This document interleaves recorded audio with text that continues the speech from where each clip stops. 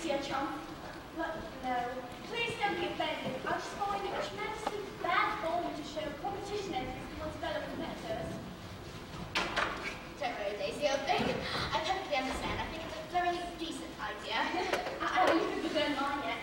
Though I'll tell you my choice of title is The Meditations of a Lighthouse. Mine's The Jolly Old Heroes. I've practically finished. There, I stopped. Matron ought to be well satisfied. I say, Trixie, what we do now? Beautifully boring things can't happen here. I know. Katie, let's treasure hunt. Let's revive the Dark Horse Secret Society! What would I do, Trixie? Where is supposed to begin our search? Not the Escalade, that's for certain. Have to wait till the prefects get back in there. Look here, Trixie. We need ideas.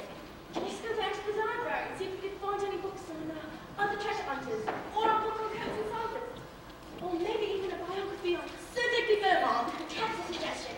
Let's take the back stairs. Best chance for maid or matron to see us. Why, is the library normally out of bounds? Yes, unless there's a prefect in there. But we didn't promise Claire we would go to the library, did we?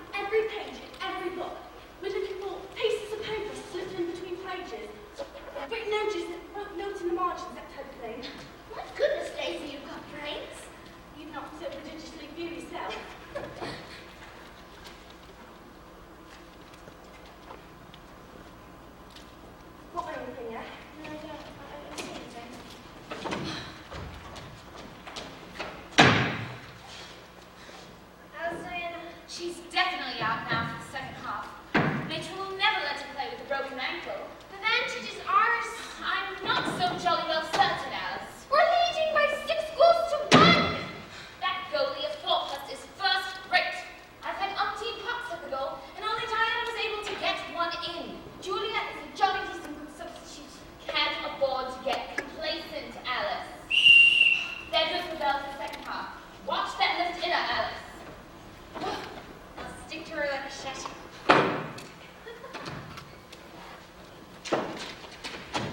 I say, Daisy, if we don't find something soon, I shall simply expire.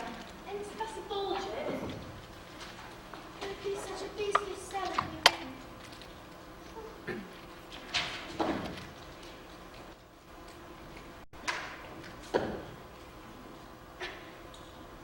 I say, Daisy, listen to this. My first is above where cherubim reign. My second in Sagittarius nickname. My third is in... Some joke debating school property. It's a true thing. Don't you see? What? This is it. What we've been searching for. The clue. Someone's coming. Right at the table. Well, hurry.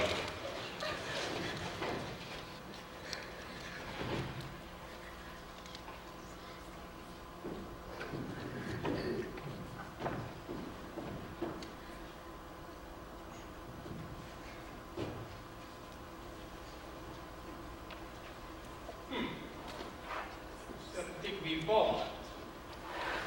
I wonder. Mrs. Kowalski, Mrs. Kowalski. Mr. Thompson's here to see you. That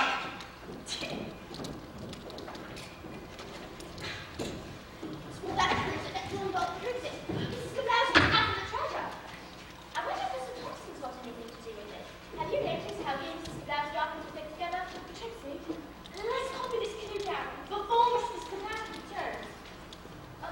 Well, okay, so let's just rip the whole page out. That way Mrs. Kowalski can never find it. We can't debase school property. Right, then just take the whole book then. That would be stealing. No, it wouldn't, not really. It would be, borrowing, yes, borrowing it. And it's for the sake of the school, Daisy. Well, I don't know. And it's not there. Righto. Now let's put all these objects away then. Quickly.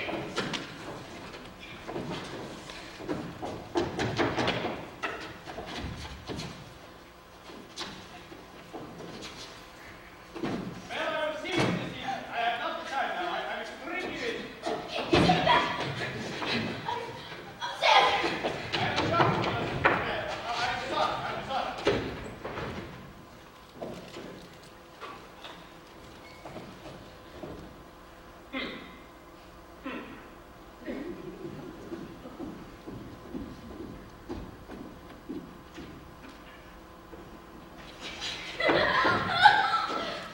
What in the nick of time? Smell that too. Read that, Daisy.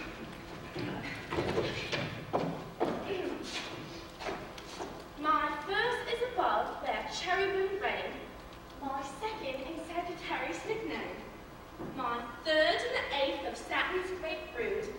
My fourth is in Aries and doth provide food. My fifth at the end of the first planet lies. My sixth spangles brightly the late evening skies. My seventh lies in the beast that the sky twins follow. My eighth the north night skies with brain colour swallow. My last lies in the ear of the warrior planet.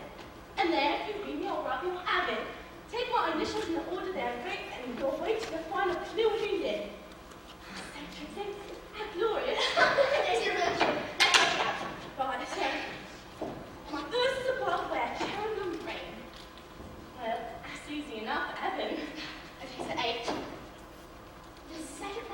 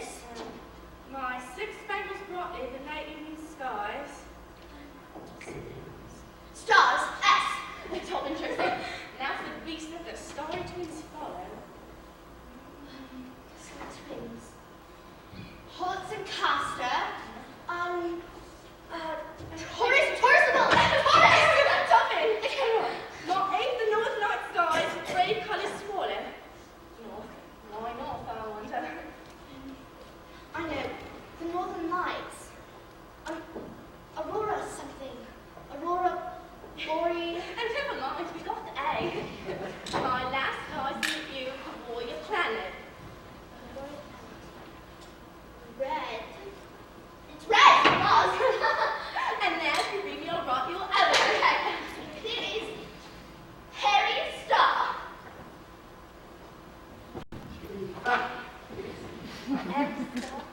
make much sense. And it's like a nursery.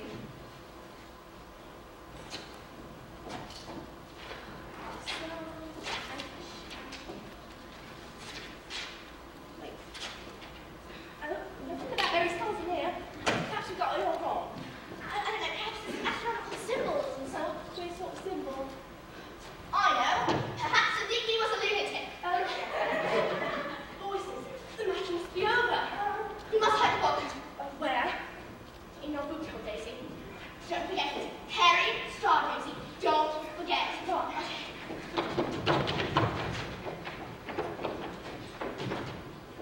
You got the formula, Lizzie? I think so. Okay, we'll try it out. A square plus B squared equals. Equals C squared. Okay. Do you think I'll do okay on tomorrow's exam? Oh, you did fabulously. Oh, thank you so No, much. I was thinking, Daisy's such a sport. And truth to tell, I hate Sybil. What do you say we go on and cheer on Daisy? sounds great to me. Let's do it.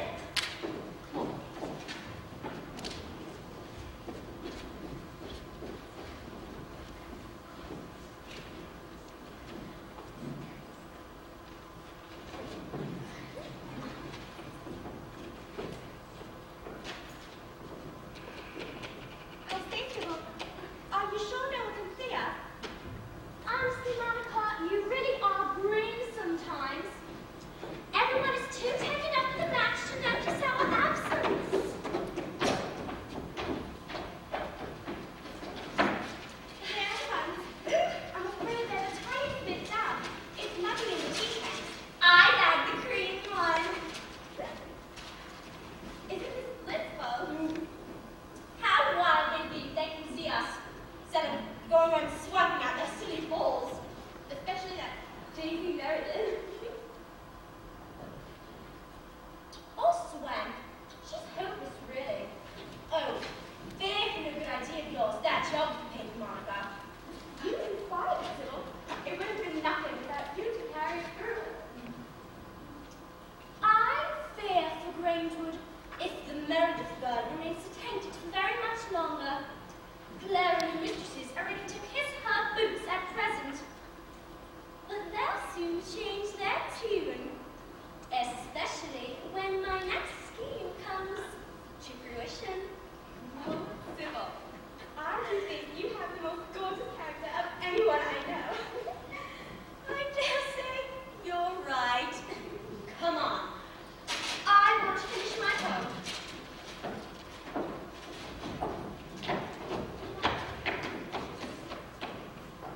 Three cheers for Thornton, the gallant losers! Hip hip! Hooray! What a dickens of a game. Sure, I didn't know whether I was coming or going. How's the shin, Alice? Bruce, like a thundercloud. But 'tis a sight redder than Diana's ankle. Oh, Carol's knee. Jane's cracked rib. I scarcely like to think of the team will have to pull together for the next match. In the final, we make it. Still, fuck the whole thing. There's some jolly decent players in the fifth. Have you not remembered, Claire? At fifth our raid in France the week of the Christmas. Enough said. That leaves the fourth. Trixie, Belinda, and the new girl. Chin up, Alice. A miracle may happen, and our injured may recover in time to play. Let's go and wash and cheer up the wounded soldiers in the sand. Come, Belinda! My wounded mademoiselle! Mademoiselle, the scatterbrained French mistress of Grangewood. Tiens, split it for me now! A thief has been into my blessing and taken a most valuable book. And it is I am praying, n'est-ce pas, for I am a license to this week. Steady on, mademoiselle.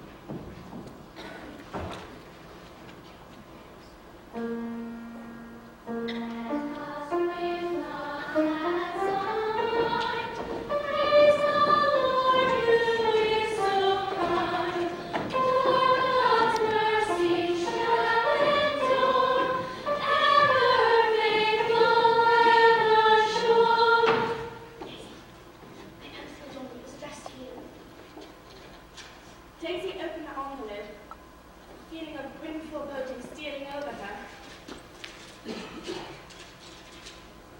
Sybil's spidery handwriting revealed itself. 1 week or Grinch would know the truth about the geography paper. And Daisy paled. I said, Daisy Belkins. No, other headache. That geography paper. How did it come to be in her desk?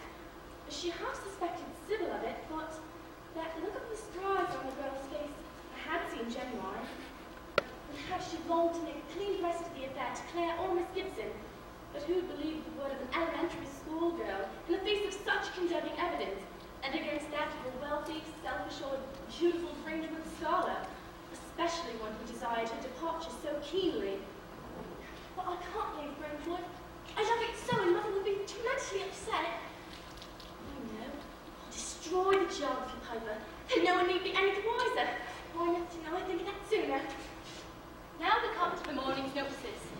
The match on Thorpehurst was won, as you all know, by Brentford, 6-3.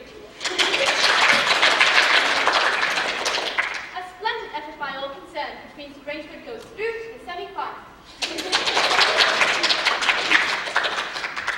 Several injuries were sustained by our players, which means the first 11 would be on the lookout for substitutes. The next match, and also for the final, if we are fortunate enough to reach it. This will give members of the 4th and 5th forms a chance to show their mettle. And top is The list of the girls being considered will be pinned to the school notice board. I have been informed that several girls on their way to flute lessons in town have been observed conversing with boys from St. Hugo's County Grammar School. This must stop. Mingling with brothers, cousins, and boys at supervised social events is perfectly in order. However, this casual hobnobbing can do nothing but harm to the Grangewood reputation. A nature ramble to Pebble Cove will be led this Sunday afternoon by Miss Waller for any girls interested. Names in by Wednesday, please. Finally, this brings me to a matter of utmost gravity. The Book of Astronomy, part of the Sir Digby Beaumont collection, has been taken. I hesitate to say stolen, from the school library. If the person with the book should like to come and see me privately in my study, nothing further will settle the matter. However, if the book does not turn up, afternoon games will be cancelled, and the entire school kept within bounds for 3 days. School dismissed. Jesus, Mary,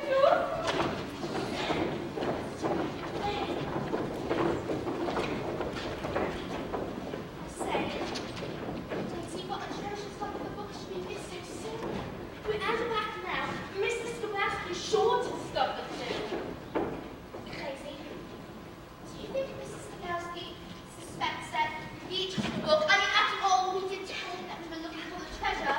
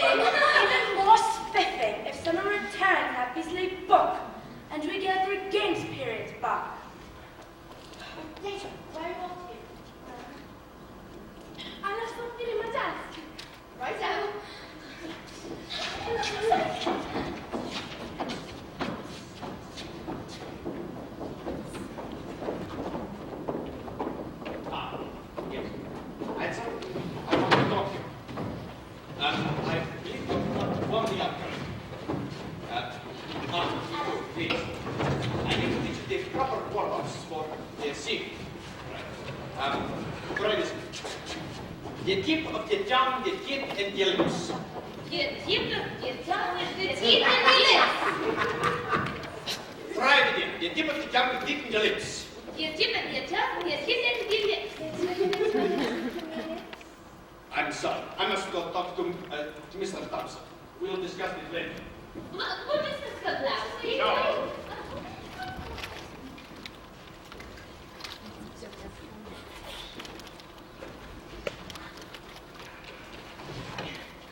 Now to explore the geography pipe.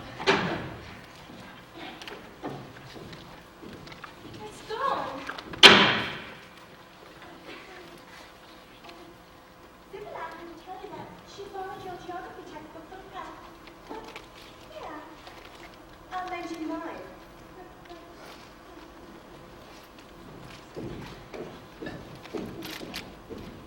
The beast. I sometimes wish I never earned a French wood. But I'll show them. I'll show them what Meredith's made of. Tell you lot about that geography paper sitting on Remington. A lot that led to something that isn't my fault. I'll not submit to blackmail. I'm staying at Frenchwood until the 6th form, Sybil Burlington. Yes, until the 6th form. He's telling us that we don't have to make science. We need elegance, a member of the 2nd form. I say, Daisy Meredith. Yes. I have a message for you from the 2nd and 1st forms. We don't stand for sneaks at Greenwood, and until such time as you either apologize for your low behavior, reform, or leave the school, we send you and Trixie Martin to Coventry.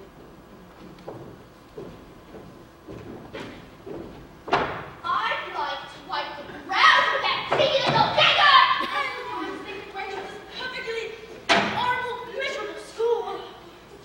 Daisy just needs cheering up. Got it. I'll arrange an introductory bottle fight. What's that? It's like a pillow fight, but with hot water bottles. You fill them up halfway for extra trouble, and then behave! It's the fine stuff. I'll arrange it tomorrow night, after prayers while the trees are having a dance. Talking, Trixie. I feel better already. Who with everlasting beauty, all through the night. What was that tune that Mr. Thompson always sings? Do you know, Trixie? I can't think. It's a Welsh tune. You should know it, Daisy. All through the night. That's the one. Yeah, it's queer, Trixie, but I don't know, it's frightfully reminiscent of something. Your mate will probably sang it to you while you were but an infant on her knee. And he always sings the same tune. Yes, slightly impractical, old chap, so they say. Avoid the people at the play. Come on, we're going back to get on the next side.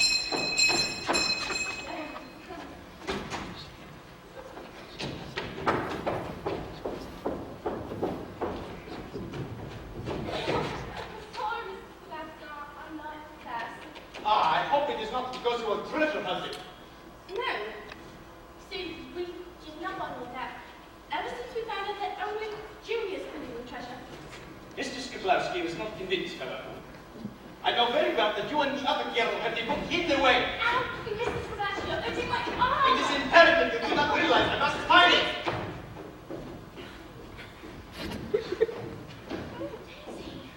You never forgot the book. There's only one thing for it, Daisy. We must discover the secret of the hairy star.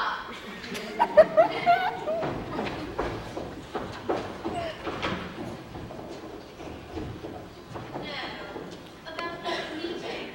Yes, what was it you wanted to bring up this afternoon? I would like to discuss the enforcement of punishment on unruly students. Absolutely. That's so out of hand. I agree completely. Don't you think that's a little harsh on the children? No. And so, what was it you wanted? That you got in the class? The new professor. More and more.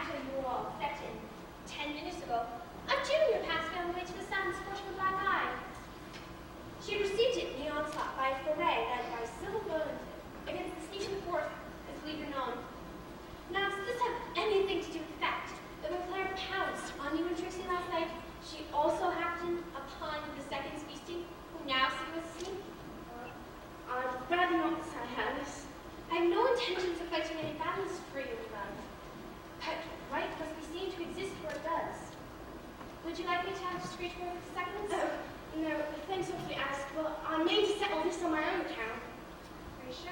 Oh, absolutely. Well, good night then. Alice. Miss Jen. You aren't bowing civil on my account, are you? No, rest assured, I can't allow anyone, let alone a captain of the form, crab dishing black eyes and sundry. Don't worry. If she passes my path again, I'll please What's that? Good night, then, Susie. Maybe not, Alice.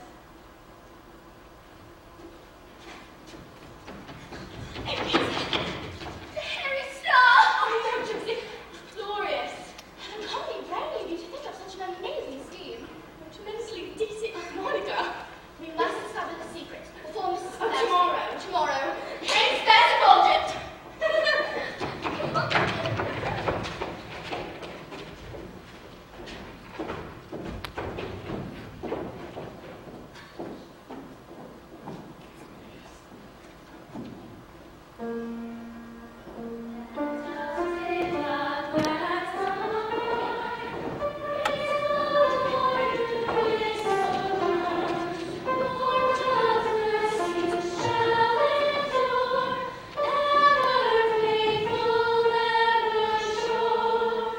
Morning's notices. I have learnt with great displeasure this morning from matron that not a few girls had reported to her with burst hot water bottles, the result, it seems, of a dormitory prank. In future, all similarly destroyed hot water bottles will be replaced with aid of contributions from pocket money. Persistent offenders will be relieved of their hot water bottles and will be given hot bricks wrapped in flannel to take to bed. Now, on to more pleasant matters. Brentwood has reached the final of the County Hockey Championships and will meet their Calhoun Ladies College this Saturday for the match, which will be played here on Brentwood's own hockey pitch. Owing to the enforced absence of the fifth form from school this week, any substitutes needed will be selected by Claire from the fourth form. Not the happiest circumstances under which to meet such leviathans as they at home, but remember, girls, even if we do lose this very vital match, as long as you have played up to the best of your very considerable abilities, you will not have failed Brentwood. Now, it gives me tremendous delight to announce to you the results of this year's school poetry competition.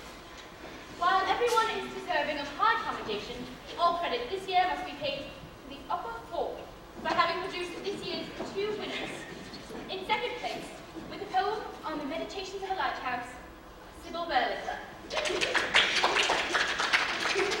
I say, what a stunner.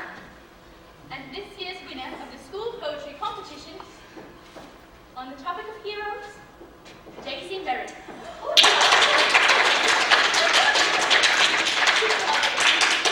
Silence, girls. Silence, please. I now take great pleasure in reading you an extract from this indeed excellent piece, Heroes by Daisy Meredith. Through centuries wrapped in clouds of black where injustice cruel doth rage, there sometimes glows a candle bright, the darkness to assuage. Trixie, please listen. It's not what you think.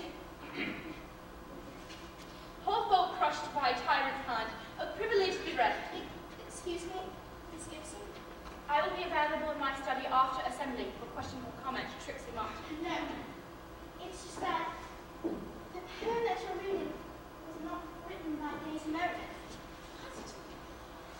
I wrote it. Is that correct, Daisy? Yes, Miss Gibson. Is that your handwriting, Trixie? Yes, Miss Gibson. Most odd. And yet it has Daisy's name written upon it. Miss Gibson, on my honor, I know clear. Trixie, surely you don't believe Mrs. it. Quiet, girl! Quiet!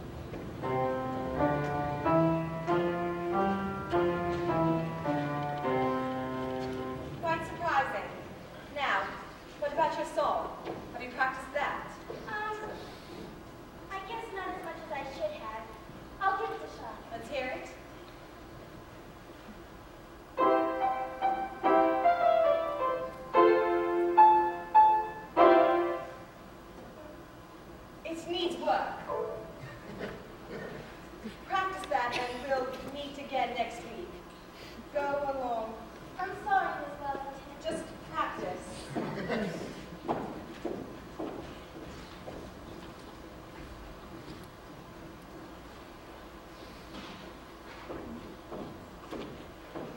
Daisy, affairs like this grieve me intensely, especially when it concerns someone in whom so much faith and expectation has been placed. Someone whose sporting and academic career seems so bright. You say you had no idea that Trixie's poem was submitted under your name. None at all, Miss Gibson. On my honor. And yet the name across the top bears remarkably well with other such examples of your signature. Miss Gibson, I would never do such a thing to Trixie. She's my best chum. Not even in fun. Not even fun, Miss Gibson. A certain member of your form, I shall not say her name, came to me with this. Your geography textbook, in which I found the printed list of answers to a geography test set some time ago in which you came out top. Miss Gibson, I had no idea. I didn't even see it the other day. And the astronomy book was found at the back of your boot hole. I borrowed it. I can't say why. It's the point of honor. But Miss Gibson, on my honor, I swear to you, I had no idea about the poem or the geography paper. I must say, Daisy, I find it extremely difficult to believe anything of a girl who remained silent whilst her schoolfellows suffered the loss of 3 days' worth of games and confinement to school grounds because of something she had not the courage to own up to. A girl also blind to the distress that seeming theft has caused to the Beaumont family, particularly Claire. I would never do such a thing to Claire, Miss Gibson. I may only conclude, Daisy, that perhaps we have pushed you a bit too far, demanded too much of you. The gulf between schools such as Grangewood and the elementary kind may be far wider than we dreamed, and I can only see the events of the past few days being as much my fault as yours. For having put you under tremendous stress resulting now in the matters under discussion. I'm awfully sorry, Miss Gibson. But as far as games and academic work goes, I haven't found myself under any of the pressures you mentioned. Nor am I aware of any golf you speak of. If the golf you do speak of is mainly more what you seem to imply. Now, the only pressures I have encountered yet are those from girls who, because they have money, therefore have influence, a remarkably queer notion to my mind, and its only code of conduct is that of sneaking and lying and bullying and seeing fit to wipe the ground with me. Because in my ignorant elementary school ways, I tried to live up to the standards set in Brentwood, and to their irritation succeed. That will do, Daisy Meredith. I shall attempt to get to the bottom of the accusations against you, and I shall report my findings, along with a character and academic assessment on you, to a meeting of the school governor's board, when it will be decided whether or not to keep you on at Brentwood. Until that time, you will be given a room in the sanatorium, where you will sleep. Your meals will be brought to you, and specially prepared classwork will be given to you to do. You may not speak to your schoolmates all day to you, only to myself, matron, and other teaching staff. You will be in matron's charge. We will also arrange for your recreation periods. You may go. Miss Gibson, Daisy, come. no, Daisy, Gibson, on my honor, I'm innocent of the charge stated against me. Keep going. Miss Gibson, it's not what you think. Gibson!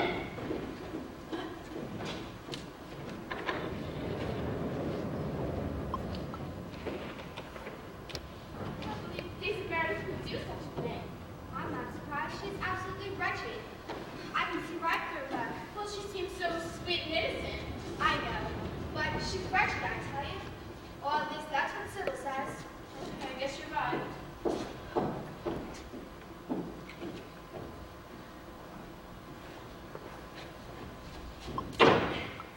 Stay here. I'll be back shortly.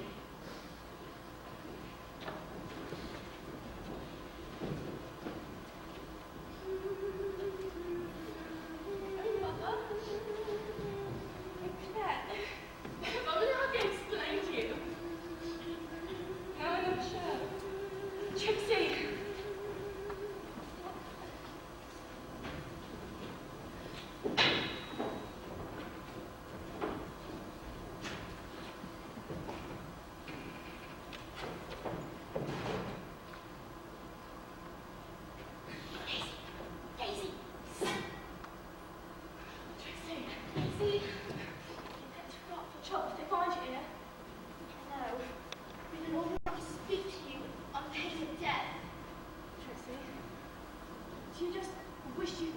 even met me.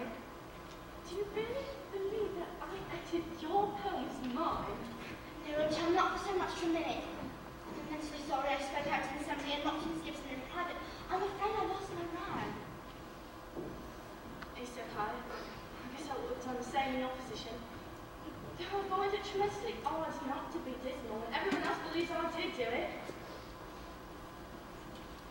You know they found Sir Digby's book in him. I suppose Claire tests me now. Look, the treasure is some thousand days we must stop it. How? I'm not supposed to be here. I'll think of a scheme. I'll also figure out who made the poetry competition. Probably someone's idea of a joke. Queer sort of joke. Daisy? There are awful rumours going around about you cribbing for a geography test. What's the truth, Daisy? I'm afraid I can't say. I'm not a sneak, whatever else I may be. Sybil Burlington probably has a hand in this somewhere. There's the bells. Trixie, I'm so glad you don't absolutely loathe me. I'll get you out of this piggy little mess just so you see if I don't. I must go now. I have to go to piano practice. I'll try to creep up and see you later. Cheerio, sir. Cheers, guys, I called it.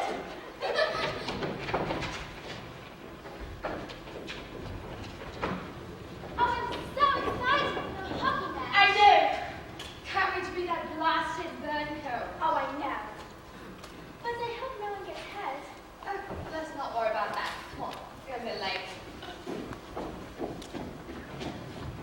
2 days to the final. Diana's still out.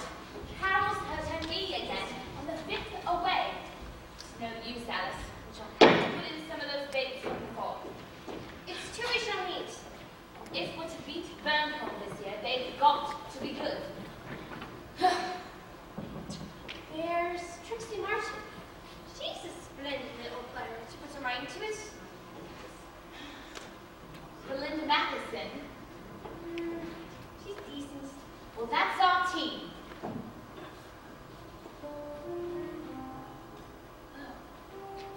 Who's that who plays so beautifully?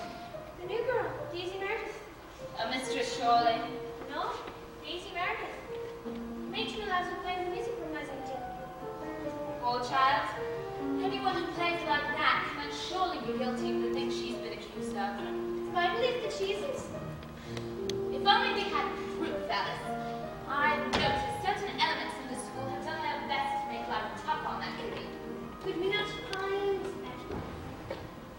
We haven't much time. School governors meet to discuss her fate on Monday. I suppose we have a jolly good go at clearing her name, though. Daisy told Miss Gibson that she held back her point of honor. And I'll tell you something now. I don't believe a girl that loves her games as much as Daisy does hold back the list. She's always struck me as a frightfully decent kid. And don't you find it clear now that a girl should set to deliberately expose herself as a witch and a cheat upon her best friends? That settles it, Alice. We shall carry out our own investigation into this affair. Thank you, old thing, for reminding me that as well as games captain at Grangewood, I am head girl. It's a deputy's duty. I say, what a row! It's Trixie Martin. She's twisted an ankle. I'm going to find Matron. Oh. Jesus, Mary, There goes another of our hosts of lemon. Neither respond to me, darling girl. We're sunk. Might as well hand the trophy over to Burncombe now. We'll find another substitute. Who else is there good enough?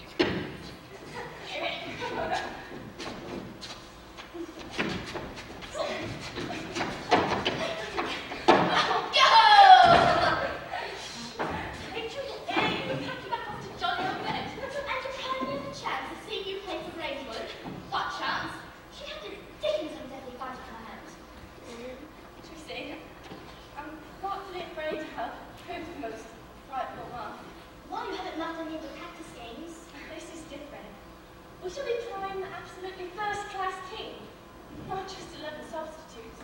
And I feel I must justify Claire Nelson's faith in me after the tremendously odd job it must have had in convincing Miss Gibson to let me play. I say, do you think any of the Greenfield girls on one of their teams is under threat of expulsion? They wouldn't be such a pack of mean cats.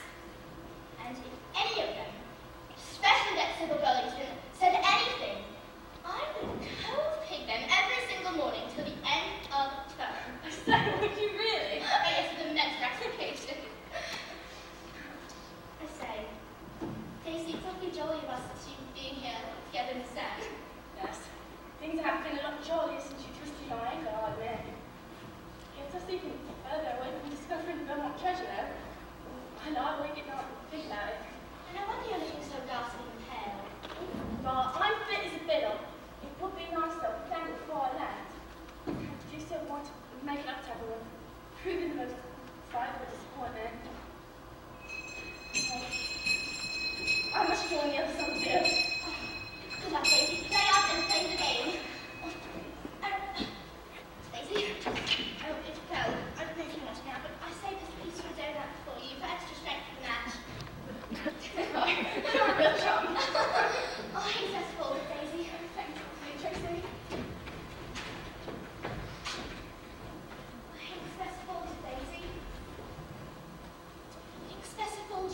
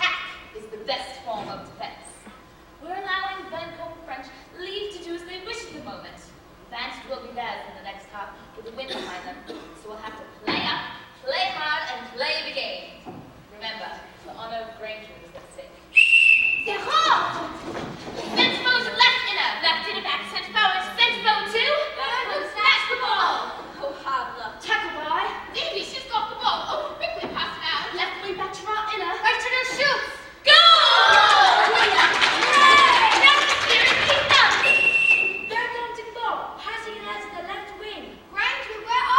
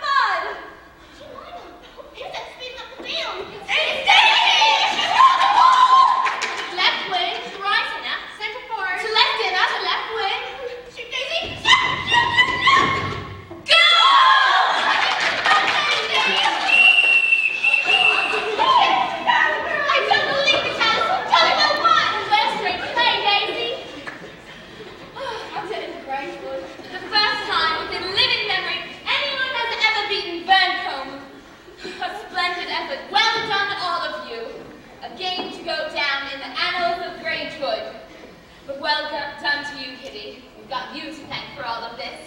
Now off to victory tea!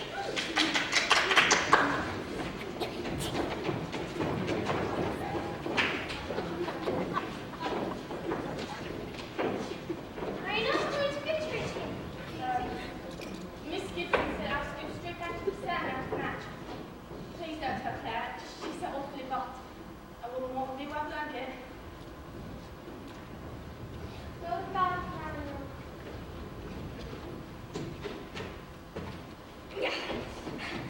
Daisy!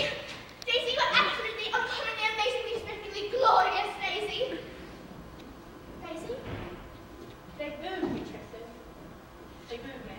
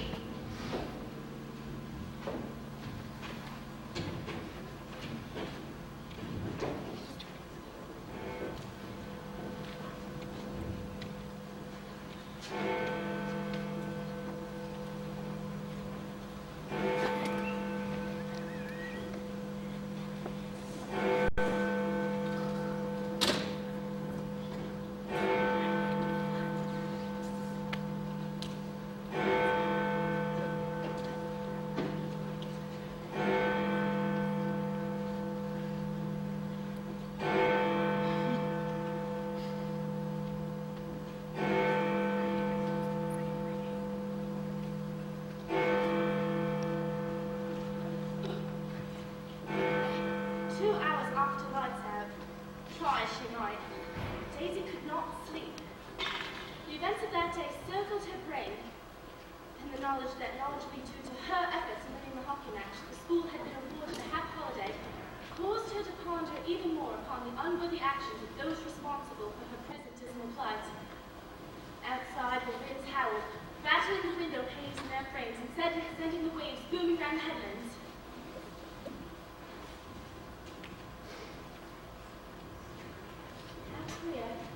Someone patrolling the corridor with a torch. The matron's long in bed by now. Surely none of the teachers are up at such an hour. Lord, perhaps Mr. Thompson's planning a burglary.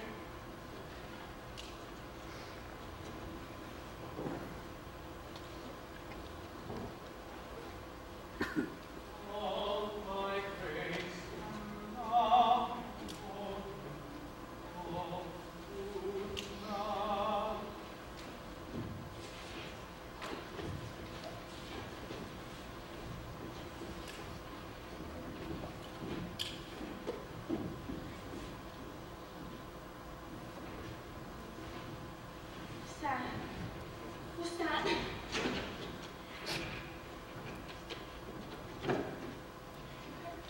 I say, Lily Odin? So you must come quickly. To where? What has happened? Several of us were having a night feast in one of the caves in the bay to celebrate his victory, when suddenly, almost before we had time to notice, the tide kept coming our path out, so we had to sit up beside the cliff. It was only when we talked that we realized Monica and several weren't with us. They must have wandered off and us had been cut off because we expected them to cling on a ledge further along the coast. We couldn't find any rope to pull them up with, so we thought we'd tie some sheets together to make one. The only thing is, none of us know anything about knots. So we thought, as you're probably going to be expelled anyway, and you know about knots, we didn't need your help. Please help us, Daisy. I could have with Miss Gibson. It would be the most fearful row. At the sec.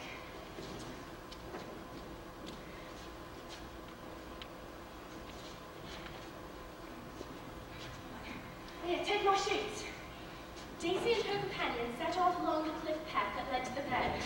The wind was so strong and flattened the long grass on the cliff tops. And the three-quarters moon scudded in and out of the black, ragged clouds. Out at sea, the widgewood twigs tossed themselves so high into the air that the two girls could taste the salt spray on their lips.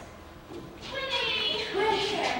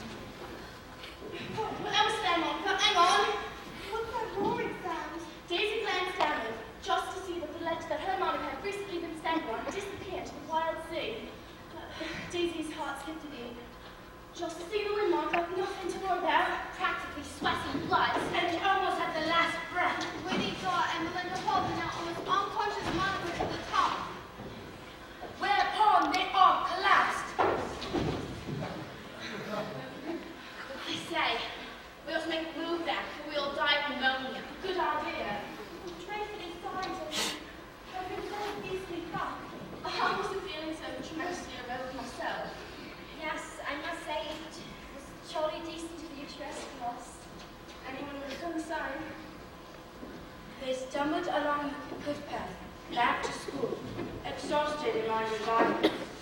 Especially David, who after a week of sleepless nights wasn't sure all that had just happened hadn't been a dream. Daisy followed Lassie close, with full gaze upon the others. Daisy paused for a final look at the illuminating moon shining against the unruly sea. Daisy Meredith, My word, we skipped it! you are forbidden to leave the sanatorium without my express permission. Can I place no trust in you? Have you no honor? Well, you will flout the rules of arrangement no longer. To me tomorrow morning and my study at 9. Now go to bed this instant.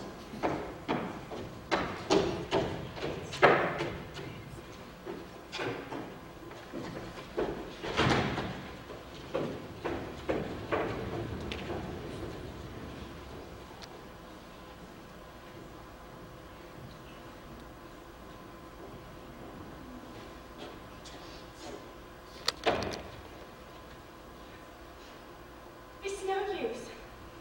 Everything I do is wrong. Perhaps I am as bad as they say I am. But I'm not. I'm not. Mother? Oh, sure, dear. I need you so badly. Okay. That's what I'll do. I'll go home to Mother. Dick Douglas, Denon and Duncan. They love me. They believe in me. Mother? I'm coming home, Mother. I'm coming home. Hardly conscious of her actions, Daisy passed like a sleepwalker through the school corridors and into the great hall. Some instinct, she knew not what, caused her to turn her gaze at the grim commanding portrait of the late Sir Digby Wilmot. Daisy gasped, for the astronomical symbol which Sir Digby held was radiating a green glow light of its own. Luminous kite! Daisy advanced closer, and on the rim of the device depicted a symbol she knew all too well, that of a comet, the Aries star. And there beside the comet read, "This comet where the Aries star doth shine, conceals the treasure, press the symbol mine."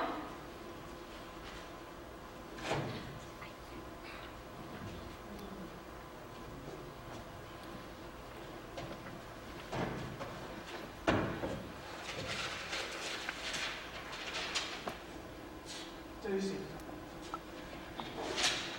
Father.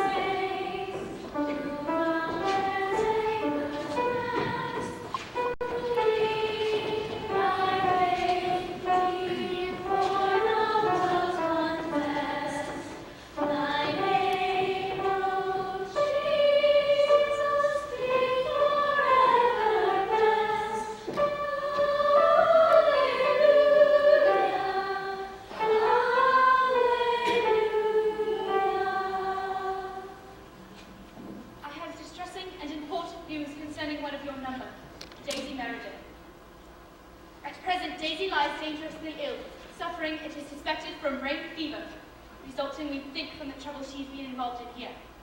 She cries wildly in her delirium of dishonor, exams and the like. We fear she may not last the week, and she is certainly too ill to be moved to a hospital. We ask that you all remain quiet in your activities, particularly if any of these activities take place on the lawns outside the sun. Poor Daisy. Miss Gibson? Yes, Sybil. I have something to say which I would like the school to hear as well as you, Miss Gibson. Can you not come and tell me later? No, I'm sorry, Miss Gibson. I will speak now. All right, then. Everyone, well, most people, believe Daisy Meredith to be a cheat, a liar, a sneak, and an absolute rotter. Well, she isn't. She's one of the pluckiest, most honorable, sporting girls you could hope to meet. night, she rescued Monica and me from certain death when we were stranded cliff-face after a midnight feast we held, in which she was not involved. It was I who substituted Daisy's name for Trixie's on the winning poem, and entered Daisy's poem under my name that came second. I who encouraged another girl in my form to plant the answers to the geography test in Daisy's book, and I who snaked on the second midnight feast and let Daisy take blame. I'm a perfectly hateful pig. It's me who should be expelled and not Daisy. And if she dies, then it's my fault. But Sybil, I am glad that you have had the courage and honor, latest though it is, to confess the true state of things. However, I cannot say how unhappy it is that a girl who has been at Braidwood as long as you have should have fallen into such dark and evil ways. I shall have to ask you to accompany me to my study and take leave of your schoolmates for what I feel will be the last time. It may also interest you all to know that the Beaumont treasure has been discovered by Daisy Meredith and her father, known to us as Mr. Thompson, but whose true identity is that of Sir David Beaumont. Uncle David! The youngest son of Sir Digby Beaumont. School dismissed. My work!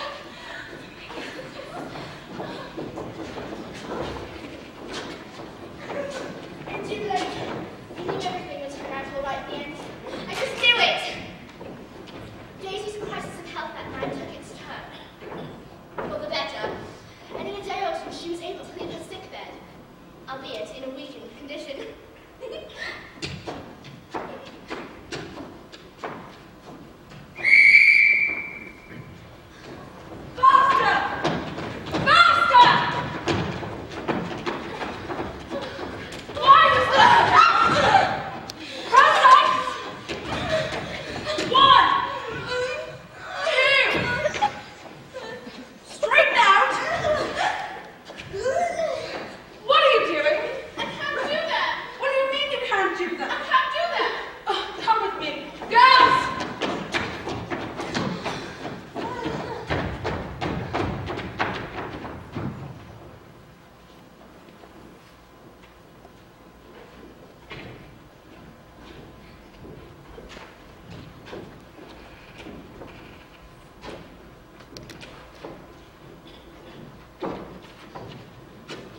You see, my father, Sir Digby Beaumont, objected fiercely to my taking an opera singer as wife.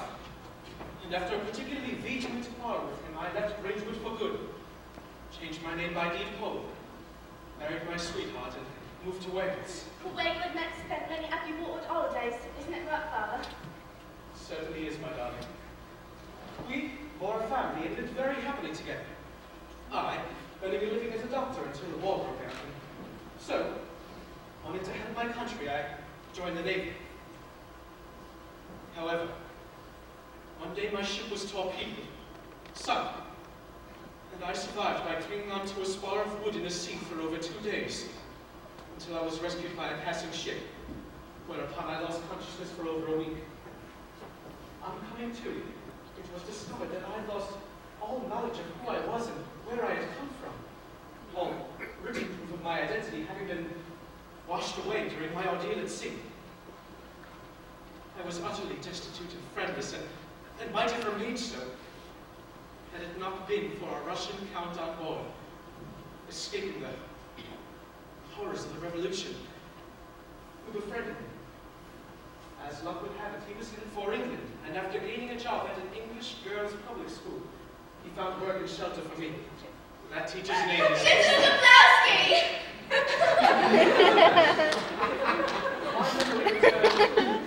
Gradually over the years, and to my surprise, I discovered that not only was I working on the grounds of my former birthplace, but that my daughter, Daisy Meredith, was attending the school which had since been founded there. However, I determined not to reveal myself to Daisy until I could offer her something other than my poverty, though there is no shame in being poor. So, with Mr. Zablowski, I planned to recover the fortune which my father had hidden. That explains Mrs. Zablowski's strange manner towards us. And the clue Sir Digby said lay with his younger son, Sir David. That clue you were always whistling.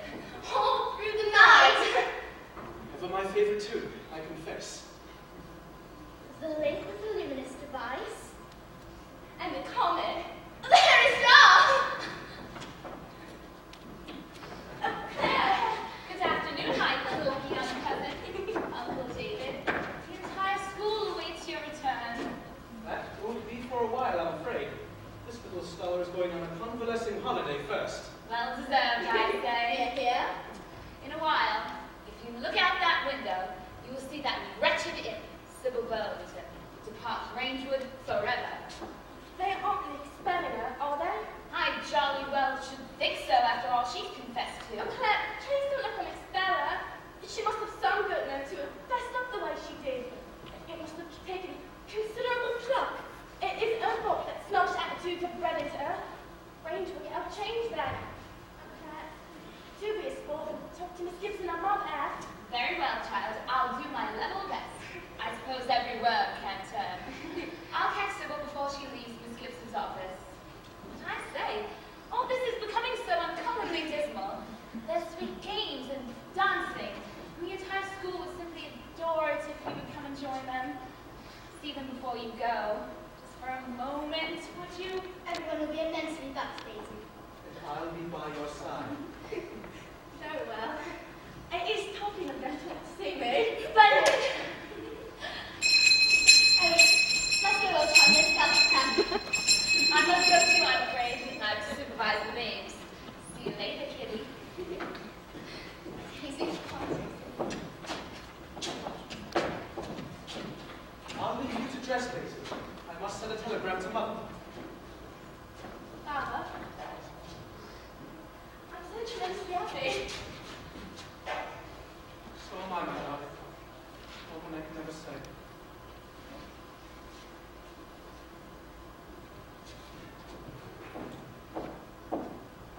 Sybil, how absolutely terrible to see you. Daisy, you don't know what a beast I've been. Sybil, don't. You saved me from expulsion. Oh, I'm so glad you're staying. Now we can be friends.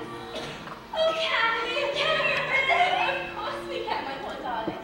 I say, buck up, old thing. You come to the great hall with me. I'll need someone's arm to lean on.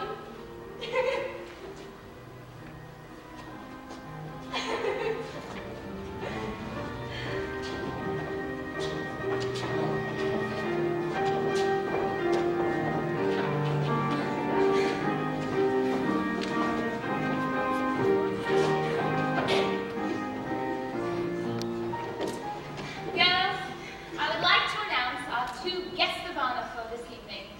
Though heaven knows they need no announcing. First of all, Sir David Beaumont. And secondly,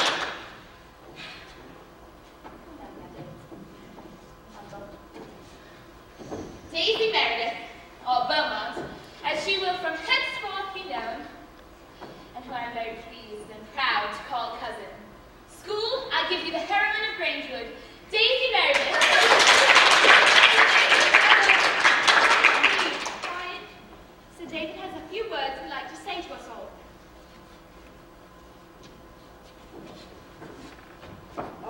I am not an experienced, nor indeed a good speaker at the best of times, of which this is one. But I will say that the recovery of the Beaumont treasure has not only enabled me to rediscover my family,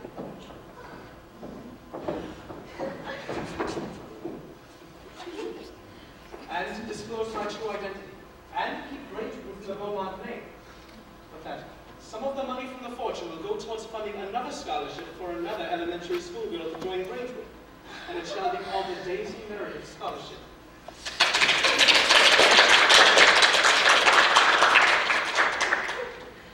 First of all, thanks awfully for the absolutely double reception you've given my father and me this evening. I'm proud to be once again a girl of Rangewood, of number 4. We're proud of you, Daisy! Secondly, I'd like to ask all of you to accept with open arms the scholarship girls coming into Rangewood. They may have interested to learn from you all about the academic and sporting tradition here at Rangewood, but my word, if you a lot to learn from them. The beginning we have made here in accepting elementary school girls is small, but I look forward to the day when Rangewood, along with other public schools in England, become truly public, and it's